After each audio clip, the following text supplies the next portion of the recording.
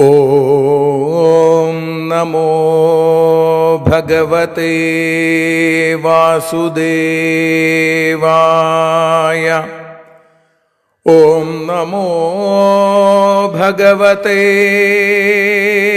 വാതനാഥായ. ഓം നമോ ഭഗവതേ നാരായണായ.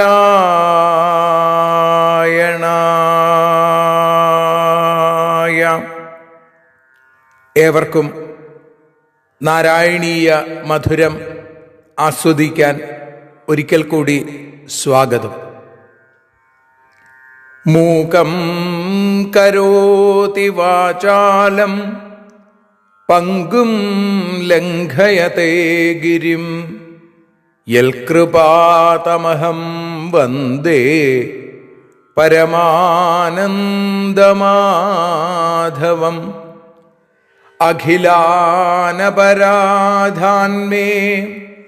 ക്ഷമസ്വ കരുണാനിധേ പ്രസീദ മൽഗുരോ നാഥ ജനകായ നമോ നമഃ. അഖിലാനപരാധാന്മേ ക്ഷമസ്വ കരുണാംബുധേ പ്രസീദ മൽപ്രിയേ നാഥേ മാതൃരൂപേ നമോസ്തുതേ. സദാശിവസമാരംഭാം ശങ്കരാചാര്യമധ്യമാം അസ്മദാചാര്യപര്യന്താം വന്ദേ ഗുരുപരമ്പരാം. നാരായണീയത്തെ പറഞ്ഞിടുമ്പോൾ നാരായണാഖ്യനെ നമിച്ചിടുന്നു. നാരായണൻ വായുപുരത്തിലീശൻ നാവിൽ നിറഞ്ഞെന്നെ തുണച്ചിടേണേ. മോക്ഷക്കടൽ ഭാഗവതം പ്രസിദ്ധം മെല്ലെ കടഞ്ഞു നവനീതമഹോ ലഭിച്ചു. മന്നിൽ നരന്നു ഹരിഭക്തി ലഭിക്കുവാനായി മേൽപുത്തുരേക്ക് സദയം ശുഭ സ്തോത്രകാവ്യം.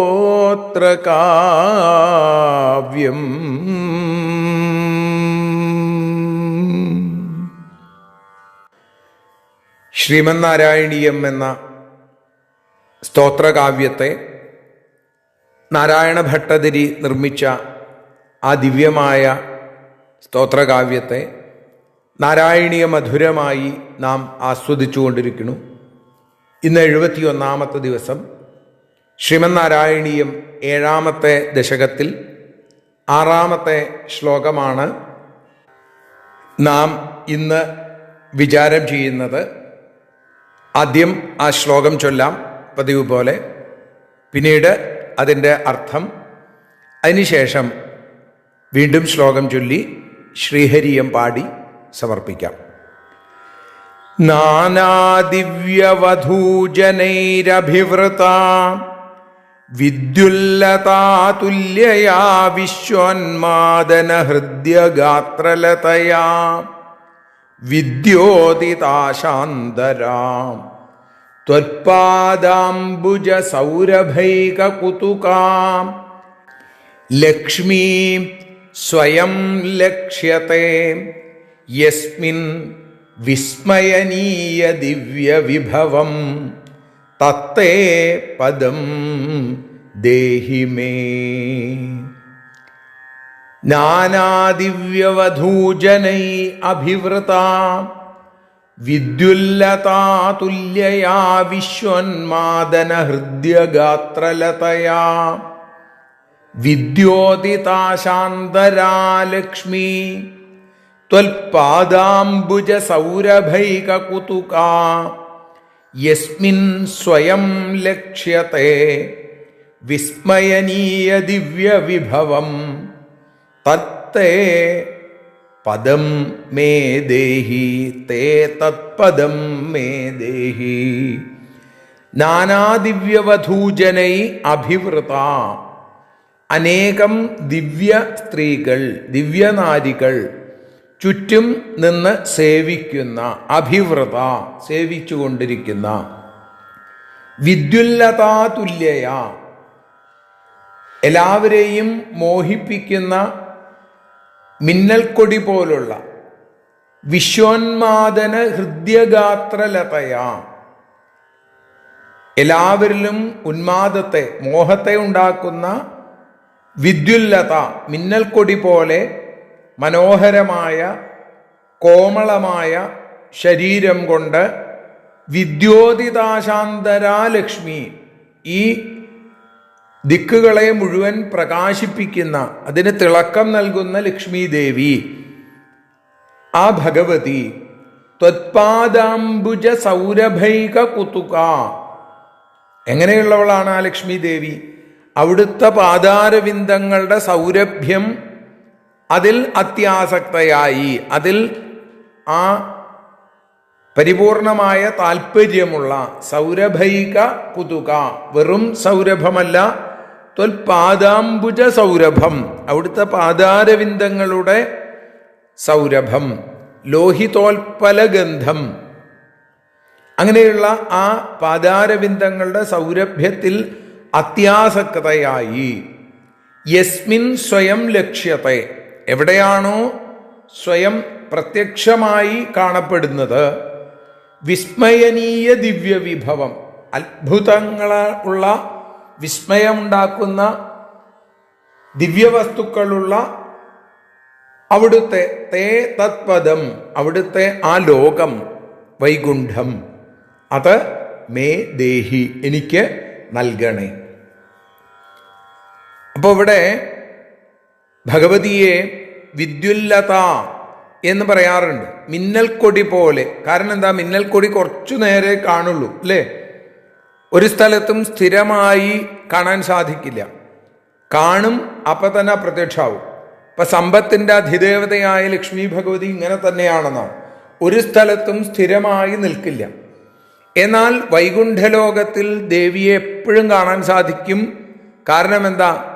അത് ത്വൽപാദാംബുജ സൗരഭൈക കുതുക, അതുകൊണ്ടാണ്. അവിടുത്തെ പാദാരവിന്ദങ്ങളുടെ സുഗന്ധത്തിൽ വലിയ മോഹം, അത്യാസക്തി ദേവിക്ക് ഉണ്ട് എന്നാണ്. അപ്പം ലക്ഷ്മിക്ക് പാദപത്മ സൗരഭ്യത്തിൽ കൗതുകമുണ്ട്. ഏതുപോലെ? വണ്ടിനെ പോലെ. വണ്ട് ഒരു പുഷ്പത്തിലും ഉറച്ചു നിൽക്കില്ല. കുറച്ചു നേരം ഒരു സ്ഥലത്തുനിന്ന് മധുരം, ആ മകരന്തം ആസ്വദിക്കും, അത് കഴിഞ്ഞാൽ അടുത്ത ദിക്കിലേക്ക് പോകും. ഇതേപോലെ ലക്ഷ്മി ദേവിയും അതേ ഒരിടത്തും സ്ഥിരമായി നിൽക്കാറില്ല. പക്ഷേ ഭഗവാന്റെ പാദ സൗരഭം അത് ലക്ഷ്മി ദേവിയെ വല്ലാതെ ആസക്തിയുള്ളവളാക്കി മാറ്റി.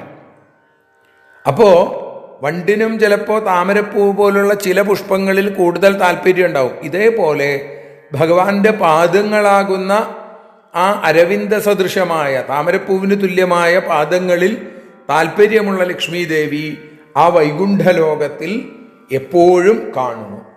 ആ വൈകുണ്ഠലോകം തനിക്ക് തന്ന് അനുഗ്രഹിക്കണേ. അത് സമ്പത്തിൻ്റെ പിന്നാലെ പോകാനുള്ള മോഹമല്ല, മറിച്ച് ആ ഭക്തജനങ്ങൾ, സ്ഥിതരായിരിക്കുന്ന ഭക്തജനങ്ങളെ പോലെ ആ സാലോക്യം, സാമീപ്യം തുടങ്ങിയ കൈവല്യങ്ങളിലേക്ക് എത്താൻ വേണ്ടിയുള്ള ഒരു ആഗ്രഹം.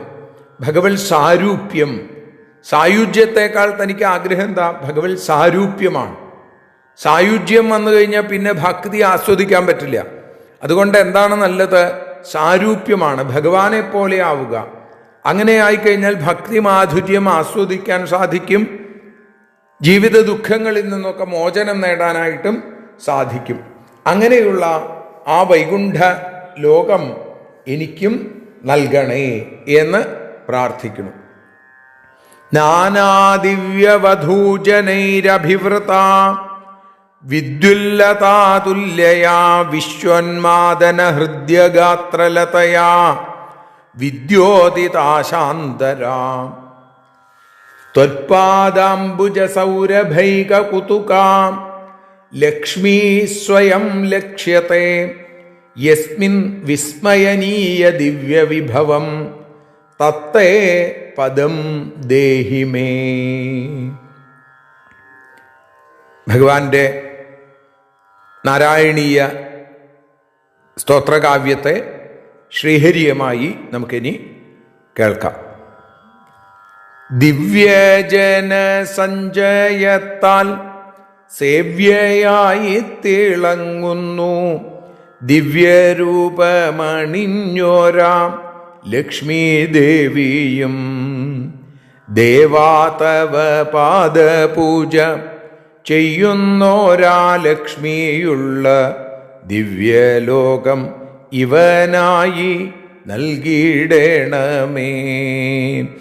നാരായണ നാരായണ നാരായണ നാരായണ നാരായണീയ മധുരം സ്വീകരിക്കണേ. സർവത്ര ദേവീനാമസങ്കീർത്തനം ശ്രീ മഹാലക്ഷ്മീ നമ. സർവത്ര നാരായണ നാമസങ്കീർത്തനം. നാരായണ നാരായണ നാരായണ.